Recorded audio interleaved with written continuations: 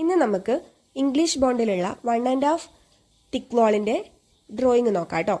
അപ്പോൾ നമ്മൾ കഴിഞ്ഞ ദിവസം ഒരു 1 ബ്രിക്ക് തിക്ക് വാളിന്റെ വീഡിയോ ആണ് നോക്കിയത് ഇംഗ്ലീഷ് ബോണ്ടിൽ. ഇതിൽ നമ്മൾ 1.5 ബ്രിക്ക് തിക്ക് വാൾ ആണ് നോക്കുന്നത്. അപ്പോൾ ആദ്യം നിങ്ങൾ മനസ്സിലാക്കേണ്ടത് എന്താണ് ഈ 1 ബ്രിക്ക് വാള് 1.5 ബ്രിക്ക് വാള് എന്നൊക്കെ ഉള്ളതുകൊണ്ട് ഉദ്ദേശിക്കുന്നത് എന്നുള്ള കാര്യമാണ്.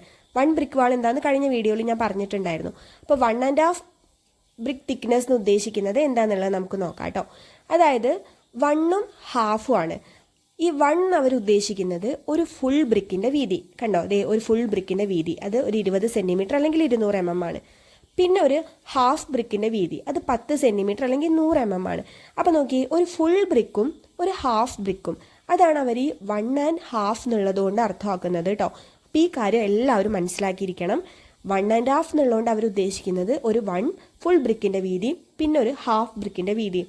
അതായത് ലെങ്ത് നമ്മൾ സെന്റിമീറ്ററിലോ മില്ലിമീറ്ററിലോ പറയുകയാണെങ്കിൽ എങ്ങനെ ഉണ്ടായിരിക്കും? ഒരു 1 ബ്രിക്കിന്റെ വീതി എന്ന് പറയുന്നത് 20 സെന്റിമീറ്റർ ആണ്. ഹാഫ് ബ്രിക്ക് എന്ന് പറയുമ്പോൾ 10 സെന്റിമീറ്റർ ആണ്. അപ്പോൾ ടോട്ടൽ 20 + 10 30 സെന്റിമീറ്റർ വീതി ഉണ്ടായിരിക്കും. ഇനി ഇംഗ്ലീഷ് ബോണ്ടിന്റെ പ്രത്യേകത എല്ലാവർക്കും അറിയാലോ.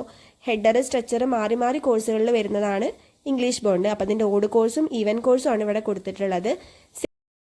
ബോണ്ട് ക്രിയേറ്റ് ചെയ്യാൻ വേണ്ടിയിട്ട് ഇതിലും ക്യൂൻ ക്ലോസർ ഒക്കെ കൊടുത്തിട്ടുണ്ട് കേട്ടോ. ഇനി ക്വസ്റ്റ്യൻ കിട്ടിക്കഴിഞ്ഞാൽ നിങ്ങൾ ആദ്യം വായിച്ച് മനസ്സിലാക്കേണ്ടത് അത് ഏത് ബോണ്ടാണെന്നുള്ളതാണ്. English ബോണ്ടാണോ Flemish ബോണ്ടാണോ?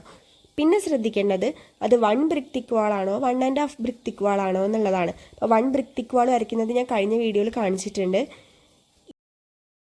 ഇനി 1 ബ്രിക്ക് വാൾ വന്നാലും 1.5 ബ്രിക്ക് തിക്ക് വാൾ വന്നാലും ഇംഗ്ലീഷ് ബോണ്ടിന്റെ എലിവേഷൻ എന്ന് പറയുന്നത് അത് സെയിം ആയിരിക്കും അല്ലേ. ഹെഡർ സ്ട്രക്ചർ മാറി മാറി അൾട്ടർനേറ്റ് കോഴ്സസിൽ വരുന്നതാണ്. അപ്പോൾ 1 വന്നാലും 1.5 വന്നാലും എലിവേഷൻ ഒരേ കാര്യം തന്നെയായിരിക്കും. അപ്പോൾ അത് നിങ്ങൾ പഠിച്ചു വെക്കുക കേട്ടോ. ഇംഗ്ലീഷ് ബോണ്ടിന്റെ കാര്യത്തിലാണ് പറയുന്നത്. അപ്പോൾ ക്വസ്റ്റ്യനിൽ ചിലപ്പോൾ 300 mm എന്ന് പറഞ്ഞിട്ടുണ്ടാവും, അല്ലെങ്കിൽ 1.5 തിക്ക് എന്ന് പറഞ്ഞിട്ടുണ്ടാവും. അപ്പോൾ 300 mm എന്ന് പറഞ്ഞാൽ അതിന്റെ അർത്ഥം മനസ്സിലായല്ലോ. 200 + 100 ആണ് 300 mm. 200 എന്ന് പറയുന്നത് ഒരു ഫുൾ ബ്രിക്കിന്റെ വീതിയും 100 എന്ന് പറയുന്നത് ഒരു പകുതി ബ്രിക്കിന്റെ വീതിയാണ്.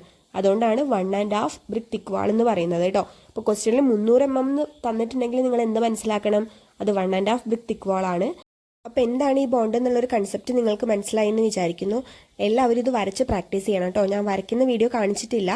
എന്തായാലും താങ്ക് യു ഓൾ.